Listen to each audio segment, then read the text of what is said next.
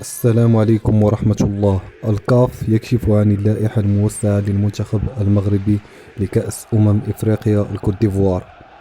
اللائحة هي عبارة عن لائحة أولية تضم مجموعة من اللاعبين المنتخب المغربي في انتظار اختيار المدرب وليد الركراكي للائحة النهائية التي ستشارك في المسابقة الإفريقية التي ستقام بالكوت ديفوار.